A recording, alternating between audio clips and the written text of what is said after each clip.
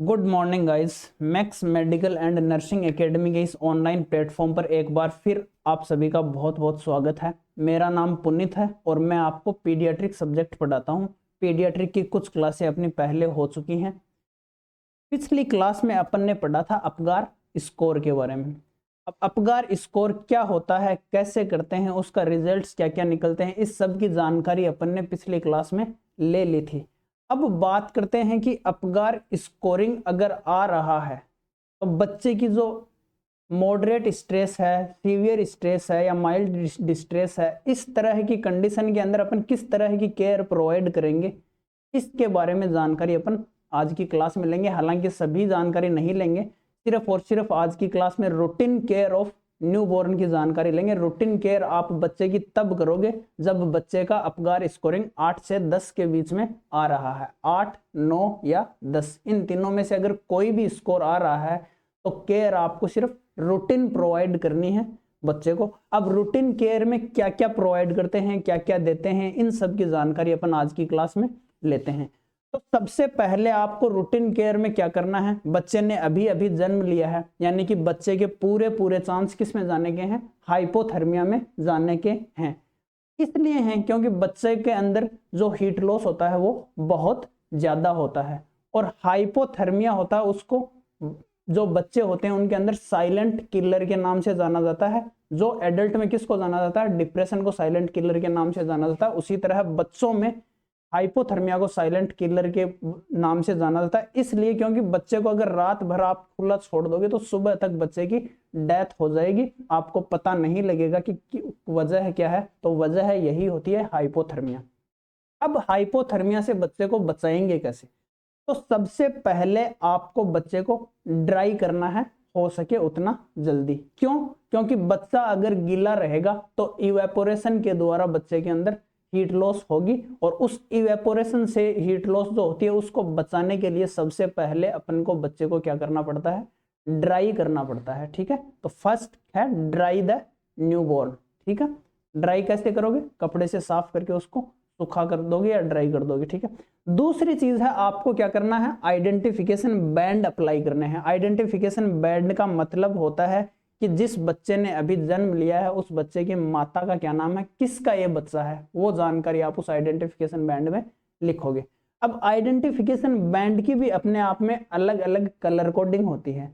अलग अलग colour coding क्यों, किस तरह से होती है, वो थोड़ी सी अपन को जानकारी रखनी होती है। तो जो बॉयज होते हैं उनके लिए आप किस तरह का आइडेंटिफिकेशन बैंड काम में लोगे, ब्लू कलर का आइडेंटिफिकेशन बैंड काम में लोगे, जबकि जो गर्ल्स होती है उनके लिए पिंक कलर का आइडेंटिफिकेशन बैंड आप काम में लोगे। ठीक है, तो अब याद रखने का तरीका मैं आपको बता देता हूं कि बच्चे को आप किस तरह से याद रखोगे कि कौन सा बैंड, कौन से कलर का बैंड किस बच्चे के लिए काम में लिया जाता है। तो फर्स्ट मैंने क्या बताया कि बेबी जो है वो अगर बॉय है यानी कि लड़का है तो उसको किस तरह का आइडेंटिफिकेशन आप बैंड आप प्रोवाइड करोगे, ब्लू कलर का आइडेंटिफिकेशन बैंड बच्चे को प्रोवाइड करवाओगे। ठीक है, तो बॉयज के लिए ब्लू कलर का, और याद रखने का तरीका क्या है, बी फॉर बॉयज और बी फॉर ब्लू। ठीक है, तो दोनों में बी कॉमन है तो ये इस तरह से अपन याद रखना है। हालांकि थोड़ा सा कंफ्यूजन हो सकता है कि ब्लैक कलर का है या ब्लू कलर का है, तो थोड़ा सा ये याद रख लेना कि बॉयज के लिए आइडेंटिफिकेशन बैंड ब्लू कलर का होगा और गर्ल्स का फेवरेट कलर अपन नॉर्मली मान सकते हैं कि पिंक होता है, तो इसलिए बैंड भी किस तरह का, पिंक कलर का अपन बांध देंगे। ये एक याद रखने का तरीका है, हालांकि सबकी अपनी अपनी चॉइस अलग अलग होती है। ठीक है, तीसरा ध्यान क्या रखोगे, आपने बच्चे को ड्राई भी कर दिया है, आइडेंटिफिकेशन बैंड भी बांध दिया है। अब तीसरी जो काम करोगे आप बच्चों के, वो करोगे कि बच्चे को आपको कवर कर देना है। बच्चे को कवर करने का भी एक हीट लॉस से बचाने का तरीका होता है, तो इस तरह से भी बच्चे की हीट लॉस आप बचा सकते हो और बच्चे को हाइपोथर्मिया से आप बचा सकते हो। अगला जो है काम क्या करोगे, आपने बच्चे को ड्राई कर दिया है, आइडेंटिफिकेशन बैंड बांध दिया, बच्चे को कवर कर दिया है। अब आप बच्चे को ब्रेस्ट फीडिंग करवाओगे। अब ब्रेस्ट फीडिंग कौन सी कंडीशन में कब करवानी है, इसके बारे में थोड़ा सा ध्यान रखने योग्य बात है। ये बहुत बार कंपटीशन एग्जाम में पूछ भी लिया गया है कि अगर किसी मदर के डिलीवरी नॉर्मल हुई है तो विद इन कितनी देर के अंदर आप बच्चे को ब्रेस्ट फीडिंग स्टार्ट कर दोगे।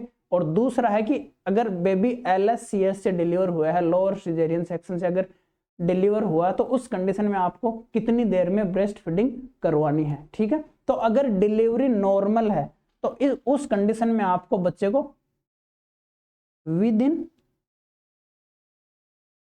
30 मिनट्स में क्या करवा देना है, ब्रेस्ट फीडिंग करवा देना है, अगर डिलीवरी नॉर्मल है तो। अब बात करते हैं अगर LSCS की शिकायत हुई, लोअर सेगमेंट सिजेरियन सेक्शन से अगर बेबी डिलीवर हुआ है तो उस कंडीशन में आप विद इन 4 आवर्स यानी कि 4 आवर्स तक आपको इंतजार करना है, उसके बाद में आपको बच्चे को क्या करना है, ब्रेस्ट फीडिंग करवानी है। इसके पीछे कारण क्या होता है, इसके पीछे कारण ये होता है कि लोअर सेगमेंट सिजेरियन सेक्शन से अगर बच्चा डिलीवर हुआ तो लोअर सेगमेंट सिजेरियन सेक्शन में अपने माता को एनेस्थेटिक ड्रग्स एडमिनिस्टर की हैं। तो अगर आप हाथों हाथ बच्चे को ब्रेस्ट फीडिंग करवा दोगे तो वो एनेस्थेटिक ड्रग है वो ब्रेस्ट फीडिंग के द्वारा, ब्रेस्ट मिल्क के द्वारा बच्चे में एंटर कर जाएंगी। तो इस तरह से जो एनेस्थेटिक इफेक्ट है वो बच्चे के अंदर भी अपन को देखने को मिल सकता है। इसलिए उस एनेस्थेटिक इफेक्ट से बचाने के लिए आपको LSCS में 4 घंटे के बाद में आपको क्या स्टार्ट कर देना है, डिलीवरी के 4 घंटे बाद में ब्रेस्ट फीडिंग स्टार्ट करनी है। ठीक है, अब अगला काम क्या करोगे, अपन ने बेबी को ड्राई भी कर दिया है, आइडेंटिफिकेशन बैंड बांध दिया है, बेबी को कवर कर दिया है, ब्रेस्ट फीडिंग करवा दी है। अब आगे आप क्या करोगे, बच्चे के अंदर विटामिन के का इंजेक्शन आप एडमिनिस्टर करोगे। इसलिए क्योंकि जो बच्चा जब जन्म लेता है तो बच्चे की जो इंटेस्टाइन होती है वो बिल्कुल क्लीन होती है, बिल्कुल क्लियर होती है, उसमें किसी प्रकार का कोई बैक्टीरिया नहीं पाया जाता है। और अपन जानते हैं कि अपनी जो इंटेस्टाइन है उसमें नॉर्मल फ्लोरा पाया जाता है जो ब्लड क्लॉटिंग में अपनी सहायता करता है। तो ये नॉर्मल फ्लोरा बच्चे के अंदर नहीं पाया जाता है, इंटेस्टाइन बिल्कुल नीट एंड क्लीन होती है बच्चे की। इसलिए अपन विटामिन के का बाहर से इंजेक्शन लगाएंगे। विटामिन के का इंजेक्शन इसीलिए लगाते हैं अपन ताकि बच्चे का जो ब्लड है वो क्लॉट हो जाए।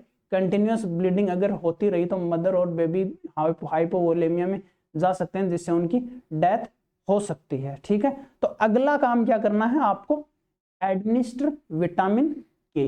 ठीक है, अब विटामिन के एडमिनिस्टर करेंगे तो इसमें ध्यान रखने योग्य बात यह है कि इसकी डोज क्या रखेंगे। ठीक है, डोज के बारे में अपन थोड़ी जानकारी ले लेते हैं।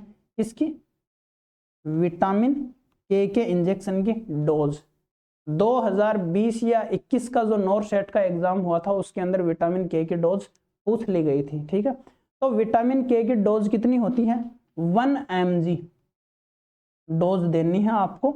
और कौन से रूट के द्वारा, IM रूट के द्वारा, यानी कि इंट्रामस्कुलर रूट के द्वारा आपको विटामिन के एडमिनिस्टर करना है। अब बहुत बार ये क्वेश्चन भी पूछ लिया जाता है कि अगर किसी बच्चे के अपन को IM इंजेक्शन लगाना तो उसके लिए रिलायबल स्टेट जो होता है वो कौन सी होती है, रिलायबल जो मसल्स होती है वो कौन सी होती है, तो वास्टस लैटरलिस मसल्स जो होती है वो IM इंजेक्शन के लिए सबसे ज्यादा रिलायबल होती है बच्चे के अंदर। अब वास्टस लैटरलिस होती कौन सी है, थाई के जो बिल्कुल लेटरल साइड में होती है उसे वास्टस लैटरलिस मसल के नाम से जाना जाता है। उसमें आपको विटामिन के का इंजेक्शन भी एडमिनिस्टर कर देना है। ठीक है, और ये विटामिन के रिस्पॉन्सिबल किसके लिए होता है, जो क्लोटिंग फैक्टर्स हैं उनके फॉर्मेशन के लिए रिस्पॉन्सिबल होता है। अब अगली बात ये आ जाती है, ये भी एक इंपॉर्टेंट क्वेश्चन है कि विटामिन के का जो इंजेक्शन है उसके डिपेंडेंट क्लोटिंग फैक्टर कौन कौन से होते हैं। तो कई बार पूछ लिया जाता है कि विटामिन के डिपेंडेंट क्लोटिंग फैक्टर के बारे में जानकारी लेना चाहता है एग्जामिनर अपने से। तो विटामिन के डिपेंडेंट क्लोटिंग फैक्टर कौन कौन से होते हैं, 2, 7, 9 और 10। 2, 7, 9 एंड 10, ये 4 जो क्लोटिंग फैक्टर्स होते हैं ये किस पे डिपेंड करते हैं, विटामिन के ऊपर। यानी कि विटामिन के अगर शरीर के अंदर है तो ये क्लोटिंग फैक्टर्स अपना काम करेंगे। अदरवाइज अगर विटामिन के बॉडी के अंदर नहीं है तो ये क्लोटिंग फैक्टर्स अपना काम नहीं दिखा पाएंगे। पूरी तरह ये विटामिन के ऊपर ही डिपेंड होते हैं। तो 2, 7, 9 और 10 नंबर का जो क्लोटिंग फैक्टर होता है वो विटामिन के डिपेंडेंट होते हैं। ये क्वेश्चन बहुत बार एग्जाम में पूछ लिया जाता है। क्लोटिंग फैक्टर कौन कौन से होते हैं, क्या क्या नाम होता है, क्या क्या उनका काम होता है, इसके बारे में अपन आगे क्लासेस होंगी उसमें आपको जानकारी मिल जाएगी। ठीक है, अब अगला काम अपन क्या करेंगे, कुछ एक वैक्सीन्स होती हैं जो आपको एट बर्थ देनी होती हैं। तो एट बर्थ कौन कौन सी जो वैक्सीन्स हैं वो आप एडमिनिस्टर बच्चे में करोगे। तो सबसे पहले आपको कौन सी करनी है, सबसे पहली जो वैक्सीन एडमिनिस्टर करनी है आपको ओपीवी 0 डोज। ठीक है, तो कई बार एग्जाम में ये क्वेश्चन भी पूछ लिया जाता है, कई बार एग्जाम में ये क्वेश्चन भी पूछ लिया जाता है कि ओपीवी वैक्सीन, बीसीजी वैक्सीन या हेपेटाइटिस बी वैक्सीन, इनमें से सबसे पहले अपन बच्चे के अंदर कौन सी वैक्सीन एडमिनिस्टर करेंगे। तो उस कंडीशन में आंसर जाएगा ओपीवी। ठीक है, तो सबसे पहले जो आपको वैक्सीन बच्चे को देनी है वो होगी ओपीवी की 0 डोज। और होती कितनी है सभी जानते हैं, 2 ड्रॉप्स आप बच्चे के अंदर एडमिनिस्टर करोगे ओरल रूट के द्वारा। ठीक है, दूसरी जो होगी वैक्सीन वो होगी BCG, बैसिलस कैलमेट-ज़्यूरिन। इसकी फुल फॉर्म कई बार पूछ लिया जाता है एग्जाम में, तो ये भी लिख लेना कहीं साइड में, बैसिलस कैलमेट-ज़्यूरिन। ये वैक्सीन आप दूसरे नंबर पर एडमिनिस्टर करोगे और डोज कितनी होगी 0.05 ml। ठीक है, 0.05 ml और इंट्राडर्मल रूट के द्वारा आप ये वैक्सीन इस बच्चे में एडमिनिस्टर करोगे। ठीक है, अगली जो वैक्सीन होगी वो होगी hepatitis B. Hepatitis B vaccine कितने नंबर पे आएगी, तीसरे नंबर पर। देनी सभी एट बर्थ हैं, लेकिन सबसे पहले आप ओपीवी की 0 डोज दोगे, उसके बाद में आपको बीसीजी देनी है और उसके बाद में आपको कौन सी देनी है, हेपेटाइटिस बी की वैक्सीन देनी है। ठीक है, तो थर्ड कौन सी होगी, सॉरी थर्ड वैक्सीन कौन सी होगी, हेपेटाइटिस बी की वैक्सीन देनी होगी। और कितनी देते हैं 0.5 ml और IM रूट के द्वारा एडमिनिस्टर करते हैं। तो 3 तरह की वैक्सीन आपको बच्चे के अंदर एट बर्थ लगानी होती हैं। सबसे पहले ओपीवी 0 डोज, दूसरे नंबर पर कौन सी लगाओगे, बैसिलस कैलमेट-ज़्यूरिन जिसको BCG बोलते हैं, और ये टीबी से प्रिवेंट करती है बच्चे को। डोज कितनी होती है 0.05 ml और कौन से रूट के द्वारा दी जाती है, ID रूट के द्वारा एडमिनिस्टर की जाती है। तीसरी जो वैक्सीन होती है वो होती है हेपेटाइटिस बी, 0.5 ml इसकी डोज होती है और कौन से रूट के द्वारा लगाई जाती है, IM इंट्रामस्कुलर रूट के द्वारा इसमें लगाई जाती है। तो इंट्रामस्कुलर का सीधा संबंध किससे है, वास्टस लेटरलिस मसल्स में लगाई जाती है।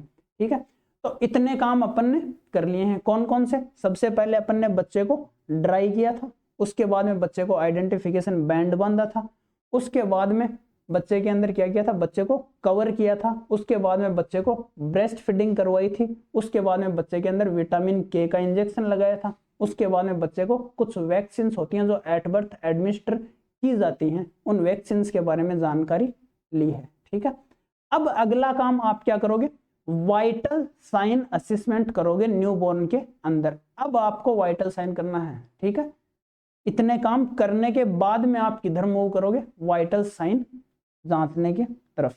वाइटल साइन असेसमेंट अब करना है। और जैसे एडल्ट होते हैं उनके अंदर सबसे पहले टेम्परेचर, उसके बाद में पल्स, उसके बाद में रेस्पिरेशन और उसके बाद में ब्लड प्रेशर, इस तरह से क्रम वाइज वाइटल साइन असेस किए जाते हैं। लेकिन बच्चे में ये क्रम थोड़ा उल्टा होता है। बच्चे के अंदर RPT लेते हैं, यानी कि सबसे पहले आप रेस्पिरेशन के बारे में जानकारी लोगे, क्योंकि बच्चे ने अभी अभी जन्म लिया है और बच्चे के अंदर सिक्रेशंस बहुत ज्यादा हैं। तो रेस्पिरेशन में, अगर रेस्पिरेशन असिस्ट करने में अपन ने थोड़ी बहुत भी लापरवाही की तो बच्चे की मौत हो सकती है, बच्चे की डेथ हो सकती है। तो सबसे पहले आपको रेस्पिरेशन, उसके बाद में पल्स, उसके बाद में टेम्परेचर और उसके बाद में लास्ट में ब्लड प्रेशर आपको बच्चे का असिस्ट करना है। ठीक है, तो पिछली कुछ क्लासेस अपनी पीडियाट्रिक की गई हैं, उसके बारे में नॉर्मल रेट के बारे में अपन ने जानकारी ली है। ठीक है, एक बार फिर से बता देता हूं मैं, रेस्पिरेटरी रेट होती है वो नॉर्मल कितनी होती है बच्चे में, 30 to 60 ब्रीथ पर मिनट, ठीक है। पल्स जो बच्चे में होगी एट बर्थ नॉर्मल 120 से लेकर 160 बीट पर मिनट। और बच्चे के अंदर टेम्परेचर जो होता है वो 1 डिग्री सेंटीग्रेड एडल्ट की तुलना में ज्यादा होता है, ठीक है। 1 डिग्री सेंटीग्रेड से लेकर 1 डिग्री सेंटीग्रेड कम तक होता है, यानी कि जो रेंज होती है नॉर्मल टेम्परेचर की वो 36.5 डिग्री सेंटीग्रेड से लेकर 37.5 डिग्री सेंटीग्रेड होती है, ठीक है। लास्ट का है ब्लड प्रेशर। इसके बारे में भी अपन पहली क्लासेज है उनके बारे में नॉर्मल लेवल में जानकारी ले चुके हैं, एक बार फिर से बता देता हूं। तो ब्लड प्रेशर नॉर्मल कितना होता है, systolic 60 to 80 mm of Hg, और डायस्टोलिक ब्लड प्रेशर होता है वो नॉर्मल कितना होता है, 40 से 50 mm ऑफ Hg। अब जो अगला क्राइटेरिया है वाइटल साइन असेसमेंट में, 4 तो ये कॉमन है ही सभी में, अगला जो क्राइटेरिया है वो है पैन, यानी कि बच्चे के अंदर आपको पैन असेसमेंट भी करना है। तो 5th क्राइटेरिया कौन सा है, इसमें थोड़े से 2-4 क्वेश्चन ध्यान देने योग्य बात है पैन। अब बच्चा एक, वैसे तो पेन क्या होता है, एक सब्जेक्टिव सिम्टम होता है, यानी कि जो पेशेंट होता है वो बताता है कि मेरे यहाँ दर्द हो रहा है, मेरे यहाँ दर्द हो रहा है, बच्चा तो नहीं बता सकता।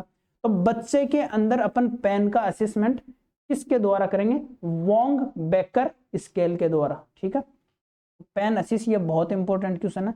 पेन असेसमेंट किससे करना आपको, वोंग बेकर स्केल से आप असिस करोगे। अब वो ये वोंग बेकर स्केल होती क्या है, इसके अंदर अलग अलग नंबर्स पर अलग अलग फेशियल एक्सप्रेशंस के बारे में जानकारी होती है। तो वो जो फेशियल एक्सप्रेशंस जो होते हैं उनके बारे में अपन वो फेशियल एक्सप्रेशन बच्चे के फेशियल एक्सप्रेशन से मैच करके फिर अपन पता लगाते हैं कि जो पेन की इंटेंसिटी है वो क्या है, ठीक है। तो ये होता है वोंग बेकर स्केल से असेसमेंट। कुछ फेशियल एक्सप्रेशंस होते हैं उनमें बच्चे के फेशियल एक्सप्रेशंस मैच करके पता लगाते हैं कि सीवियरिटी क्या है, उसमें नंबरिंग होती है 1 2 3 4 5 6 7 8 9 और 10, ठीक है। अब अगली बात करते हैं अपन, वाइटल साइन असिस कर लिए हैं कंप्लीट। अब जो अगला जो आप रूटीन केयर में इंक्लूड करते हो टॉपिक वो है बॉडी मेजरमेंट, यानी कि एक बच्चा होता है उसका हाइट वेट कितना क्या होता है नॉर्मल, उसके बारे में आप जानकारी लेते हो, ठीक है। अगला आपको क्या करना है, बॉडी मेजरमेंट। बॉडी मेजरमेंट में आपको सबसे पहले वेट के बारे में जानकारी लेनी है, ठीक है। इंडिया के अंदर एक जो नॉर्मल न्यूबॉर्न होता है उसका वेट अपन नॉर्मल 2.5 केजी से लेकर 4 केजी तक नॉर्मल मानते हैं। मोस्ट ऑफ 30 केजी के आसपास ही बच्चे जन्म लेते हैं इंडिया के अंदर, क्योंकि मदर जो होती हैं वो एनीमिक बहुत ज्यादा पाई जाती हैं इंडिया के अंदर, इसलिए बच्चे का वजन थोड़ा कम देखने को मिलता है बाकी कंट्रीज की तुलना में, ठीक है। तो वेट नॉर्मल कितना होता है, 2.5 से लेकर 2.5 से 4 केजी नॉर्मल वेट होता है। इस रेंज के बीच में अगर बच्चे का वेट आ रहा है तो आप उसको नॉर्मल मानोगे। और ये असेस किससे करेंगे, वेइंग स्केल से, जाहिर सी बात है। अगला आपको जो असेसमेंट करना है वो करना है आपको लेंथ असेसमेंट, यानी कि बच्चे की जो लंबाई है वो कितनी है वो आप असेस करोगे। तो नॉर्मल जो लंबाई मानते हैं, रेंज अगर माने कि 45 से 50 सेंटीमीटर होती है नॉर्मल रेंज हाइट की बच्चे के अंदर, लेकिन एग्जैक्ट अगर आपसे कोई पूछ लिया जाए कि बच्चे की जो लेंथ होती है वो कितने सेंटीमीटर होती है, तो उस कंडीशन में आपको जवाब देना है 50 सेंटीमीटर, ठीक है। तो रेंज अगर पूछ ली जाए एग्जाम में नॉर्मल लेंथ की तो 45 से 50, और एग्जैक्ट अगर आपको पूछ ली जाए बच्चे की लेंथ तो आपको आंसर क्या करके आना है, 50 सेंटीमीटर आंसर करके आना है। अब ये किससे नापेंगे अपन, तो इनफेंटोमीटर से आप नापोगे, इनफेंटोमीटर से, ठीक है। अभी जो अगला जो आप मेजरमेंट करोगे वो है हेड सरकमफेरेंस के बारे में, ठीक है।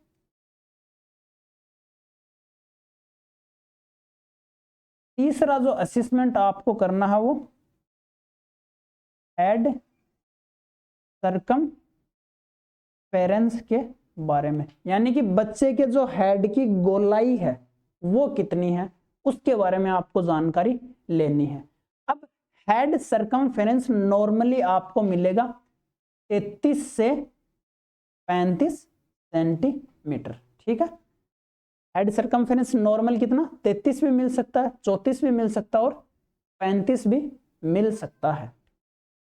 अगली जो जानकारी लोगे आप वो चेस्ट सरकमफेरेंस के बारे में जानकारी लोगे। चेस्ट सरकमफेरेंस के बारे में, अब नॉर्मल चेस्ट सरकमफेरेंस कितना होता है, 30 to 32 सेंटीमीटर, 30 से लेकर 32 सेंटीमीटर नॉर्मल चेस्ट सरकमफेरेंस होता है। अगला जो सरकमफेरेंस है वो है एब्डोमिनल सरकमफेरेंस। फिफ्थ असेसमेंट आप क्या करोगे,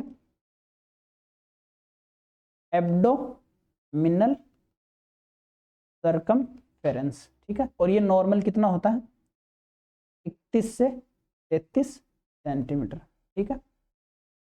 तो याद रखने के लिए आप इस तरह से कर सकते हो कि सबसे पहले आपको चेस्ट सरकमफेरेंस याद रखना जो 30 से 32 सेंटीमीटर होता है। उसके बाद में जो नेक्स्ट आता है 32 सेंटीमीटर तक तो चेस्ट हो गया। अब 33 से जो स्टार्ट होता है वो कौन सा होगा, हेड सरकमफेरेंस। तो ये थोड़ी सी आप इस तरह से याद रख सकते हो ताकि कंफ्यूज ना हो, ठीक है।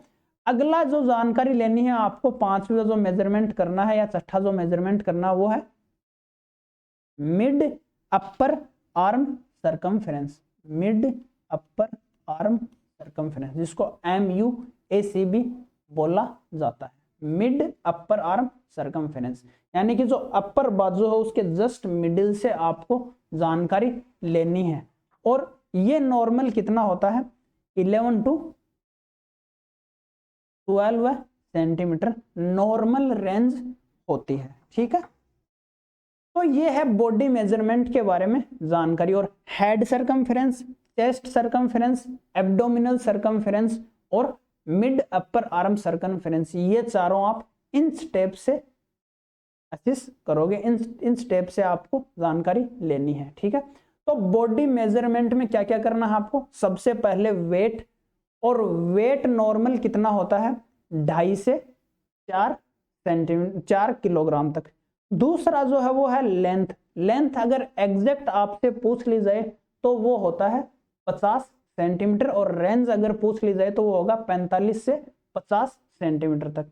तीसरा है वो जो है वो head circumference. Head circumference normal कितना होता है 33 से 35 सेंटीमीटर। अगली है chest circumference. Chest circumference normal कितना होता है 30 से 32 सेंटीमीटर।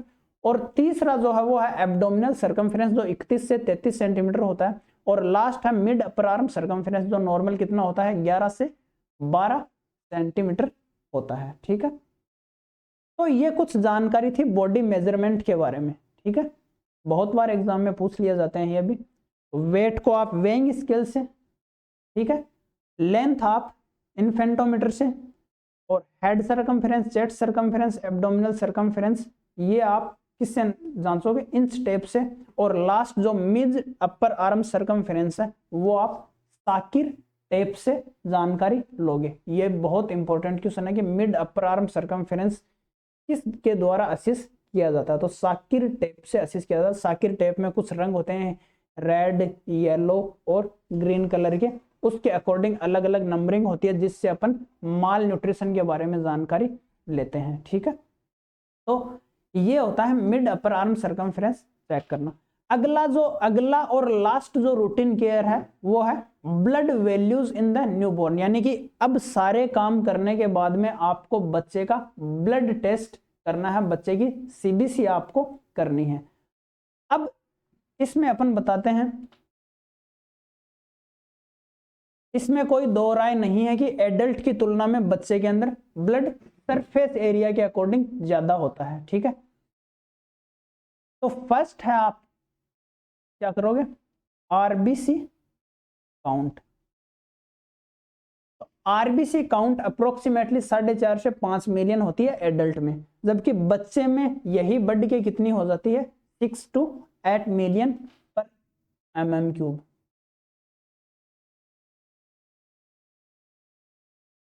मिलियन पर mm क्यूब, ठीक है। ये होती है नॉर्मल आरबीसी काउंट एक न्यू बॉर्न के अंदर, ठीक है। सेकंड है डब्ल्यूबीसी काउंट। डब्ल्यूबीसी काउंट, ठीक है। डब्ल्यूबीसी काउंट एडल्ट में 6000 से लेकर 10,000 के लगभग होती है, लेकिन यही काउंटिंग जब न्यू बॉर्न में अपन करते हैं तो ये ज्यादा देखने को मिलती है, और ये होती है 10,000 से 17,000 पर mm क्यूब। ये होती है नॉर्मल डब्ल्यूबीसी काउंट एक न्यू बॉर्न के अंदर। तीसरी जो जानकारी लेनी है आपको ब्लड टेस्ट के अंदर, वो लेनी है platelets count. Platelet counting adult में प्लेटलेट काउंटिंग नॉर्मल कितनी होती है 1.5 लाख से 4 लाख पर mm क्यूब, और यही काउंटिंग जब आप बच्चों में करोगे तो बच्चे में आपको यह काउंटिंग मिलेगी अप्रोक्सीमेटली 3.5 लाख पर mm की घात 3 या पर mm क्यूब, ठीक है। तो ये है नॉर्मल प्लेटलेट काउंट एक न्यूबॉर्न के अंदर। अगली बात करते हैं अपन हीमोग्लोबिन।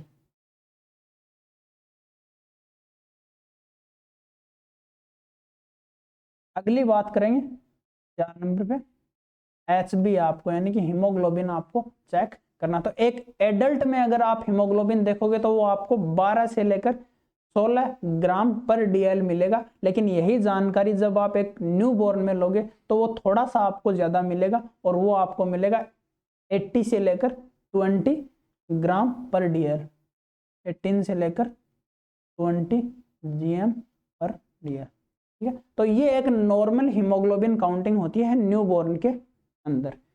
और लास्ट जो है वो है ब्लड वॉल्यूम। तो मैं आपको पहले ही बता चुका हूं कि बच्चे में जो ब्लड वॉल्यूम होती है वो एडल्ट की तुलना में ज्यादा होती है, ठीक है। और ये कितनी होती है अप्रोक्सीमेटली 80 ml पर kg, और यही जब आप एक एडल्ट के अंदर देखोगे तो आपको 40-45 ml पर kg के लगभग मिलेगी, ठीक है। तो 80 ml पर kg एक बच्चे के अंदर नॉर्मल ब्लड वॉल्यूम आपको देखने को मिलेगा, ठीक है। तो आज अपन ने जानकारी ली है रूटीन केयर ऑफ न्यूबॉर्न के बारे में। रूटीन केयर में कौन कौन से पॉइंट आपने पढ़े हैं? सबसे पहले आपको बेबी को ड्राई करना है हाइपोथर्मिया से बचाने के लिए। उसके बाद में बच्चे को आपको आइडेंटिफिकेशन बैंड बांधना है। उसके बाद में आप बच्चे को कवर करोगे वही हाइपोथर्मिया से बचाने के लिए। उसके बाद में आप बच्चे की ब्रेस्ट फीडिंग की व्यवस्था करोगे। उसके बाद में आपको बच्चे के विटामिन के का इंजेक्शन एडमिनिस्टर करना है। उसके बाद में बच्चे के अंदर आप कुछ वैक्सीन होती हैं वो एडमिनिस्टर करोगे। उसके बाद में आपको बच्चे के वाइटल साइंस असेसमेंट करने हैं। उसके बाद में आपको बच्चे का बॉडी मेजरमेंट चेक करना है, हाइट वेट। और लास्ट जो जानकारी ली है अपन ने वो ली है ब्लड वैल्यूज इन न्यूबॉर्न के बारे में। तो ये जानकारी कितनी कितनी होती है, कैसे कैसे होती है, ये थोड़ा सा न्यूमेरिकल पोर्शन ज्यादा है, हालांकि क्लास भी थोड़ी ज्यादा हो गई है। इसी न्यूमेरिकल पोर्शन याद रखने लायक, इसमें रटने लायक चीजें हैं, इसमें समझने लायक बहुत कम चीजें आपको देखने को मिली हैं। तो ये इस तरह से अपना routine care of newborn complete हुआ। और अगला जो अपन जानकारी लेंगे, जो अगला अपना टॉपिक होगा पीडियाट्रिक के अंदर, वो होगा एक न्यूबॉर्न जो अभी अभी जन्मा, उसका अपन फिजिकल एग्जामिनेशन करेंगे, ठीक है। तो ये क्लास बहुत सारे इंपॉर्टेंट क्वेश्चन इसमें मिलते हैं, तो ध्यान रख लेना, याद रख लेना, और इसी तरह हमारे साथ बने रहें। आप सभी का बहुत बहुत धन्यवाद। अगर वीडियो पसंद आया तो चैनल को लाइक और सब्सक्राइब कर देना और शेयर कर देना, ताकि आपके और दोस्तों को जानकारी मिल सके।